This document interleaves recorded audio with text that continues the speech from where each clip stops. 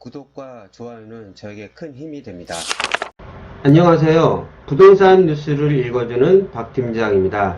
오늘은 오늘자 나온 그 한국경제와 SBS 거기 나온 그 뉴스를 보게 되면은 단독 보도라고 나왔는데요. 보증금, 그러니까 민간 임대사업자 할 때 그 보증보험 있잖아요. 임차인도 부담한다는 내용이 들어갔습니다. 전에는 임대인이 다 부담하는 건데 어떤 내용이냐? 100%에서 4분의 3은 임대인이 내고 4분의 2는 임차인이 낸다. 임차인도 잘 안 내는 돈 내서 임차인이 불만이 많다. 그래서 다 미등록으로만 갈 것 같다. 그리고 보증보험이 엄청나게 비싸서 이건 난리가 났다. 어떤 언론에 또 뉴스를 보면, 기레기 뉴스를 보게 되면 어떤 우리 그 남편이 은퇴를 했는데 이거 임대로 받아서 살라고 하는데 보증보험 때 살 수가 없다. 엄청난 돈이다 라고 하면서 비교를 합니다. 최악의 신용등급 6등급의 부채비율 120% 이하. 그럼 최고거든요. 0.438입니다. 그거를 비교합니다. 비교를 해. 근데 본인들이 만약 자식들이나 본인들이 들어갈 집에 그 주인이 신용등급 6등급의 부채비율 150% 이하예요. 그럼 본인이 들어갔을 것 같습니까? 거의 그런 집은 없다. 라고 보시면 됩니다. 쉽지가 않습니다. 그렇게 당국에서 이제 하지 않겠지만은 관리하시는 분이 그렇게 위기를 조장하지 마시길 바랍니다. 제가 오늘 그 내용이 어떤 건지 보고 설명드리고 제 나름대로 계산한 거 혹시 만약 틀리다고 하면 댓글로 남겨주시고 저는 있는 그대로에서 설명드리는 겁니다. 한번 보시고 판단해 보시길 바랍니다. 그럼 들어가 보도록 하겠습니다. 전세금 보증보험, 그러니까 민간 임대사업자를 하게 되면요, 임대인이 100% 납부하는 게 아니라 75대 25%, 즉 임대인은 이제 4분의 3을 내는 거고 임차인은 4분의 1을 내는 겁니다.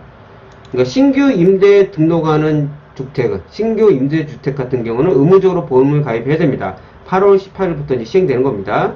기존 등록 임대주택은 법 시행 1년 뒤 내년 8월 18일부터는 신규 계약부터는 적용되는 겁니다. 이걸 위반하는 임대인은 이렇게 벌금이 나고요. 세입자 처벌 규정은 없습니다.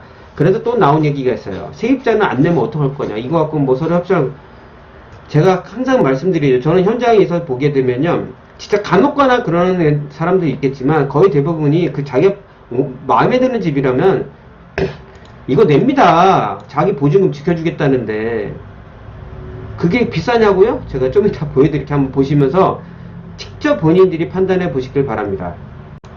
전세금 보증보험은 당연히 등록임대든 다 이제 가입하는 건데 핵심은 이렇습니다.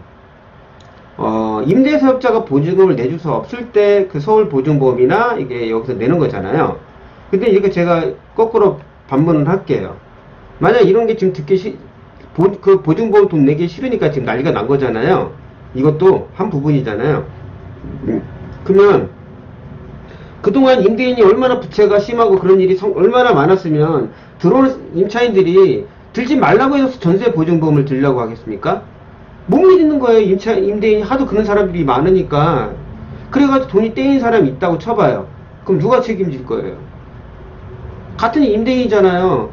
아닌 임대인 책임질 건 아니지 않습니까? 우리가 살다가 만기 때 보증금을 받고 나가야 되는데 보통 우리 임대인이 우리 지금 언론에 나오는 다 이게 반 이상의 거짓말인 게 뭐냐면은 전세가 시가 말려야 될 수가 없는 게 본인들이 전세금 돌려줄 돈이 없어서 다른 세입자 맞출 때까지 기다리는 경우가 허다합니다.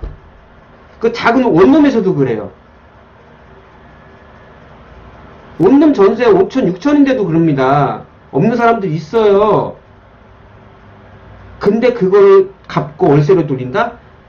태견한 말씀입니다. 진짜 있으신 분들 아니면 힘듭니다. 자, 근데 이렇게 얘기할게요. 자기 만기 됐는데 한 달이나 두 달부터 얘기했는데 돌려달라고 했는데 다른 세입자 맞을 때까지 기다리는 분 상당히 많아요. 그래서 기다리는 세입자들 많아요. 그 부분은 어떻게 책임질 겁니까? 그래서 이런 제도를 해주겠다는 거 아니에요. 본인들의 잘못을 이렇게 이뤄질 일부분이겠지만 그 일부분의 임대인 때문에 이런 일이 있기 때문에 이런 제도를 하겠다는 거잖아요. 자, 보십시오. 등록 임대가 156만 채입니다. 그 중에 원룸도 있어요. 다가구도 있어요. 그러면 더 많죠. 채로 치면은 어마어마한 세대수입니다. 그런 걸 누가 책임져 줄 겁니까? 그래서 이런 제도가 나온 거예요. 그러면서 또 이제 그 사람들은 얘기하겠죠. 그 비용이 너무 비싸지 않냐? 자, 오늘 나왔던 그 뉴스에 그리고 자료 구토분이 나와 있던 거 보면서 제가 설명드리도록 하겠습니다. 전세금 5억이면서 신용 1등급 부채비율 60%. 이건 진짜 제일 아름답죠. 이 정도면 진짜 안전한 건데 우리가 알 수가 없잖아요. 자, 보험료가 1년에 얼마나 나오냐? 신용 1등급 부채비율이 60%래요. 자, 여기 나오면 0.0999. 그게 나오게 되면은 1년으로 따지면 49만 5천원 납니다. 0.099 곱하기 5를 해보세요. 495가 나오는데 억 단위니까 49만 5천원이 나옵니다. 그걸 1년으로 따지면 75%니까 이렇게 나옵니다. 전세금 5억에. 이런 2등급이면. 근데 언론에 나왔던 그 이제 조장하는 얘기가 나옵니다. 자, 이걸 한번 보십시오. 신용등급 6등급이에요. 신용등급 6등급이라는 거 보통 우리가 그 카드를 한번 쓰고 하면 이제 등급이 낮아지잖아요. 그러면 그 집이 그분들이 얼마나 지금 신용등급이 안 좋은데도 임대사업을 한다는 거, 그건 심각한 거죠. 보증금 떼일 염려가 있다는 겁니다. 그런 집은 흔치 않다. 그리고 부채비율이 120% 이하래요. 거꾸로 물어볼게요. 본인 같으면 그 집 들어갈 수 있어요? 보증금도 안 들어주는데? 이게 싫다며. 이게 비싸서. 그쵸? 들어가시겠냐고. 내가 물어볼게요. 거꾸로. 안 들어올 거 아닙니까? 그래서 이제 6위를 조정하는 거죠. 자, 여기서 할게요. 자, 신용등급 5등급이 최악등급입니다. 여기선 0.438이에요. 자, 0.438을 곱하면은 5억이면 219만원이 나옵니다. 0.438 곱하기 5를 해보세요. 그러면 219만원이 나오는데 75%니까 이만큼 나옵니다. 1년에. 그럼 한 달에 10만원 조금 넘게 나오겠죠? 네, 이 등급에 들어가시겠습니까? 내가 거꾸로 반문을 할게요. 이거 없이 그냥 아까우니까 그냥 들어가겠어요. 보증금 떼는 아니고 당신 마음대로 하시고요. 안 들어가실 거 아닙니까? 그러면서 왜 이렇게 최악을 설명을 합니까? 근데 10만원이에요. 10만원 좀 넘게 나요, 한 달에. 아깝죠? 근데 2등급 들어가시겠냐고. 이런 비율은 상당히 힘들다. 근데 이렇게 해도 내 보증금 지키는데 임차 입장에서 1년 따지면 5만원도 안 돼요. 12개월 따지면. 임차인 이거 불만을 가진다고요? 태개나 말씀입니다. 내가 저 현장에서 많이 봤거든요? 이거 지키는 거 100% 냅니다. 소주 한 잔 값이잖아요. 그냥 술 한 잔 값. 안 내. 자기 보증금 2년 동안 지켜주겠다는데. 그리고 1년 뒤에 또 내면 되잖아요. 2년을요. 2년을 따져서 금액 부리지 말고 1년으로 보자고요. 2년 하면 당연히 300만원 떼겠죠. 한 달로 따지면. 근데 부채비 이렇게 안 되잖아요. 자, 이제 밑으로 가보겠습니다. 보통 이래요. 내 혼자 그냥 다가구 들어가면 그 신용등급이 이제 한 채라고 치면, 다세대라고 치면, 부채비율이 80%라고 이제 보통 이렇게 됩니다. 연으로 따지면 이거밖에 안 나와요. 한 달에 2만원도 안 나옵니다. 임대인. 임차인 한 달 하루에 6천원도 안 나와요. 한 달에. 자, 전세금 3천만원. 예를 들어서 월세로 들어갈 수 있잖아요. 부채비율 60% 이하라고 치면 이거밖에 안 나와요. 이거밖에 안 나옵니다. 아까 그 다세대 갖고 있다는 분을 거기 뭐더라? 은퇴를 하시고 다세대 주택을 뭐 몇 채를 했든 예를 들어 그럼 내가 5채라고 할게요. 그쵸? 5채. 그러면 이렇게 여기 한 채마다 이렇게 비율을 잡을게요.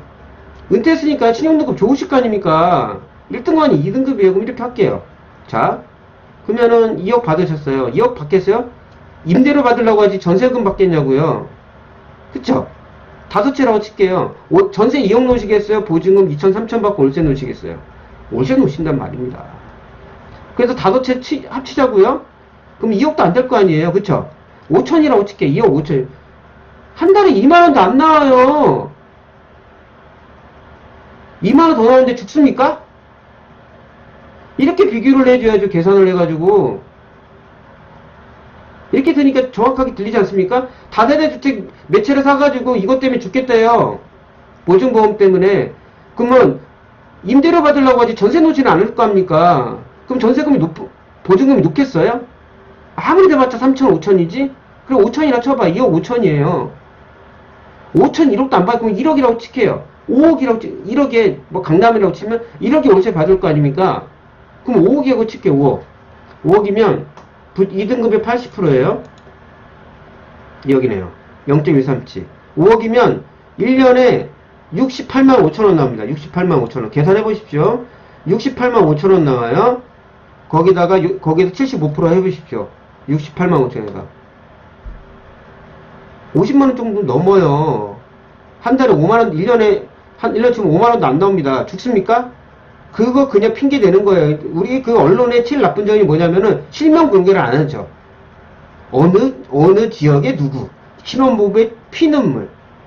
그 사람이 있습니까? 내가 봐서 상상을 하는 것 같아요. 왜 계산도 안 해봤으니까. 요것만 계산한 거예요, 요것만. 요것도 계산을 해본 적도 없을 거예요. 잘 생각해 보시라고요. 다세대 주택을 몇 채를 받아서 임대사업을 하겠대요. 전세로 놓으시려고 하겠어요? 월세로 놓으시? 월세잖아요. 얼마 안 나온다니까요. 구라입니다. 100% 구라.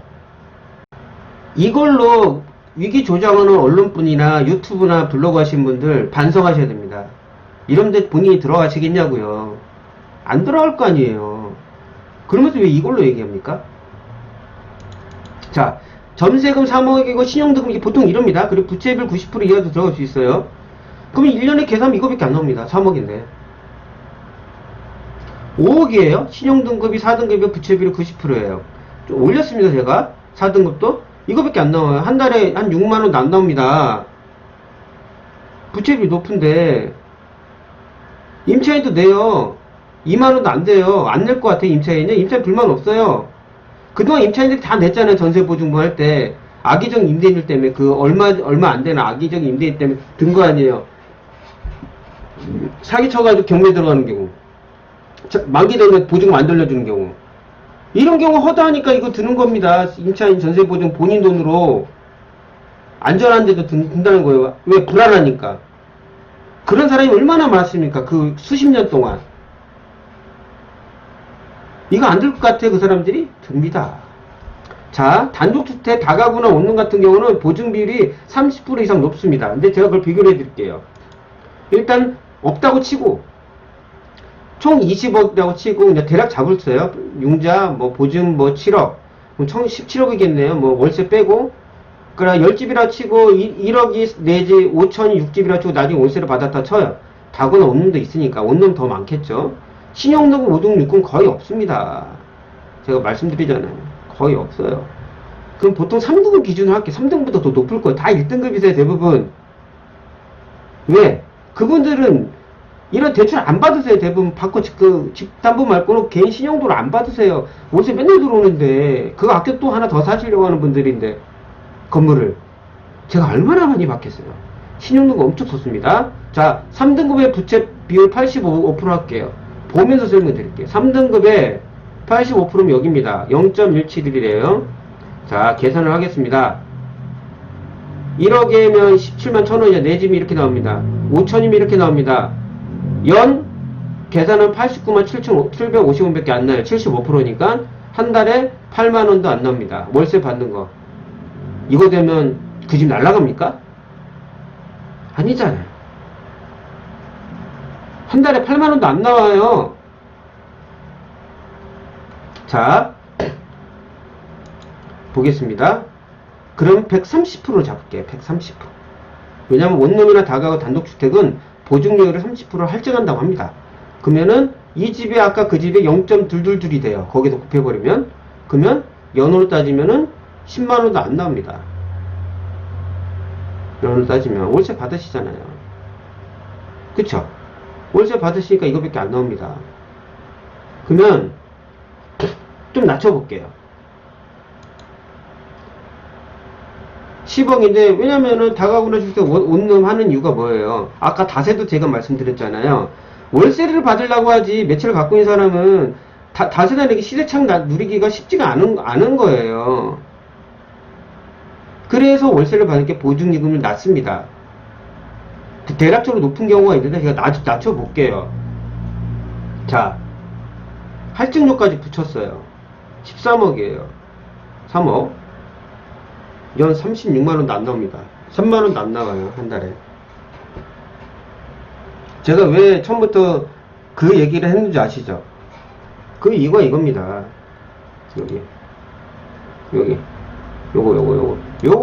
요걸로 요걸로 위기 조정하고 열받게 하고 임대인이나 임차인 각 세우게 하려고 하고 정부가 하는 거 무조건 잘못됐다고 하고 임차인한테 되게 좋은 제도인데 그거를 어떤 걸로 해가지고 먹물을 뿌리는 거죠. 왜 악으로만 생각합니까? 안 그런 집도 있는데 임대인 돈이 있으신 분이잖아요. 그 한 달에 5만원, 10만원 던데 여기서 보시면 이렇게 있는 일 없지만 아까 제가 설명드릴게요. 여기 좀 비싼 집 한 달에 10만원 내도 월세 받잖아요. 월세 더 받는 집은 이게 나와요. 보증금 적은 사람은. 본인들 보증금 전세 안 놓는다며요. 그럼 이렇게 가야지. 전세 많은 비중이 이렇게 높아질 거 아닙니까? 이 집으로. 그쵸? 전세 안 놓으시면 될 거 아닙니까? 그러면. 왜? 갭 투자를 많이 하기 때문에 그 보증금을 돌려줄 돈이 별로 없다니까요? 저 현장에서 자주 보는 목격하는 겁니다. 처음부터 월세 놓으신 분들은 전세 안 둬요. 전세 줬던 분이 전세 주는 거예요. 그 돈이 못 돌려주니까. 왜 위기를 조장하십니까, 그거를. 이걸로 조장한 거예요, 지금 이거. 나도 이제, 처음에 나도 그냥 대략적으로 얼마 많이, 계산하면 이렇게 나와요, 이걸로. 누구나 계산할 수 있습니다. 위기 조장합시다, 진짜로. 그러면서 이제 이런 얘기들이 나옵니다. 아파트는 당연히 등록 임대주택을 할 수가 없습니다. 이제는 신규로 아파트 임차를 미등록을 당연히 가야 되겠죠. 아파트 전세 구하기가 어렵다라는 의미에서 전세가 소멸한다는 얘기를 합니다. 얼마 전에 라디오 나왔지만 전세 소멸 안 합니다. 그때로 그 비율도 조금 줄었지만 거의 똑같습니다. 왜? 본인들이 갭 투자를 했기 때문에 본인 돈이 필요하거든요. 정말 있으신 분이 아닌 이상 힘들어요. 자, 위는 요즘 임대차 3법이 기다리고 있습니다. 선순위 보증금이 없어요. 아파트 같은 경우는. 그렇기 때문에 개인적으로 충분히 고려해서 선택이 가능합니다. 신규로 할 수가 없다잖아요. 대신 임대차 3법 있잖아요. 계약갱신 청구 있고 전월세 상한제 있고 전월세 신고전 내년 6월부터 시행되는데 그건 조금 지금 시일이 많이 걸렸지만 아직도 될 거 아닙니까? 내년 6월달까지 한다고 하는데 안 되길 바라는 사람도 있겠죠. 그래야 자기들이 했던 말이 정당화가 되니까 될 확률이 저는 우리 IT 강국이기 때문에 될 확률이 상당히 높습니다. 전반적으로 다 협조를 하고 가게 되면 됩니다. 충분히. 개인적으로 충분히 고려해서 들어가 쓴 게 아파트예요. 이걸 위기 조장해. 왜냐면 아파트 전세 구하기 어렵다. 천만의 말씀입니다. 진짜 있으신 분 아닌 분은 대부분 전세 줍니다. 좀 여유가 있어야지. 전세가 만약 예를 들어서 5억이다. 그러면 보증금 3억, 4억하고 월세 넘습니다. 좀 조건을 받으려고. 대부분 보증금이 없어요. 갭 투자 하신 분들이 상당히 많습니다. 150만 차가 넘다고 했잖아요. 많은 수가 갭 투자를 하셨어요. 특히 아파트.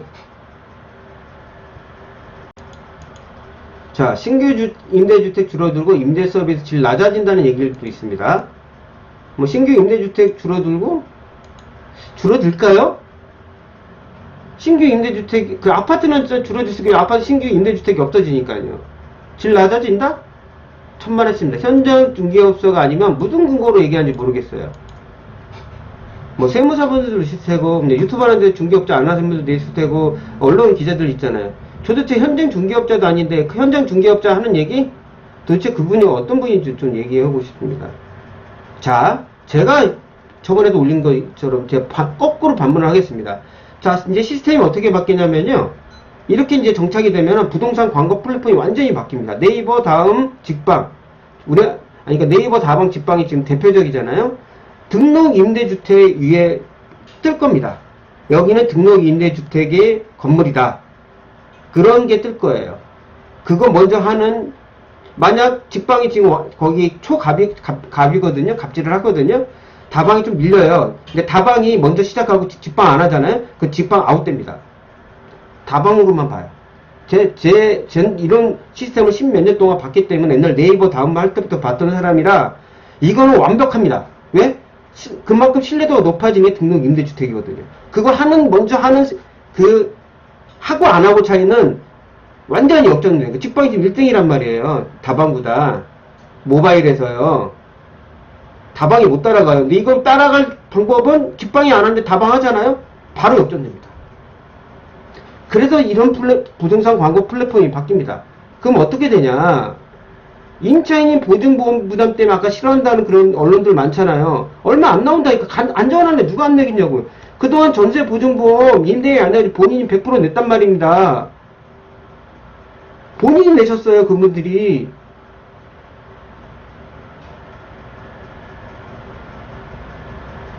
제가 반문하잖아요.